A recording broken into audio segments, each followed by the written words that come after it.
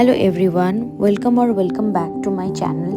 In the previous part of my baby's birth vlog আমি already আমার ওটি journey share করেছি।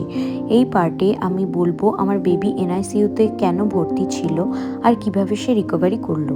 তো after 6 hours of my delivery paediatrician inform my husband যে baby জন্মের সময় মিকোনিয়াম অ্যাসপিরেট করেছিল, মানে যে সামান্য পরিমাণ পটি রেসপিরেটরি ট্র্যাক্টে গেছিলো সেটার জন্য ফার্স্ট ব্রিদিংয়ের সমস্যা হচ্ছে, তো ওকে এনআইসিইউতে ট্রান্সফার করতে হবে, ও সিপ্যাপে থাকবে। এদিকে নেক্সট ডে আমাকে হাঁটানো হলো ওই 1টার দিকে, আর বেবির ইকোতে পালমোনারি আর্টারিয়াল হাইপারটেনশন দেখা যায়, তাই কিছু মেডিসিন স্টার্ট হয়। ইনিশিয়ালি রেসপিরেশন মেনটেন হওয়ায় অন ডে 9 ও ডিসচার্জ হয়।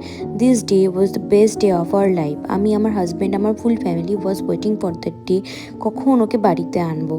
আমাকে যেদিন হাঁটানো হয়েছিল আমি আমার শরীরে যতটা শক্তি আছে সব দিয়ে ট্রাই করেছিলাম যাতে আমি হাঁটতে পারি। একদিনেই আমি নিজে নিজে উঠে হাঁটা শুরু করি, শুধু এটা ভেবেছে আমার বেবির কাছে একবার এনআইসিইউতে তাকে দেখতে যাব।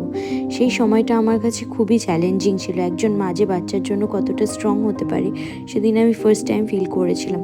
তারপর আমি আর আমার হাজব্যান্ড বেবিকে দিনে 2বার করে দেখতে যেতাম। ওকে ওইভাবে সিপ্যাপে দেখে খুবই কষ্ট হতো, বাট কিছুই করার ছিল না।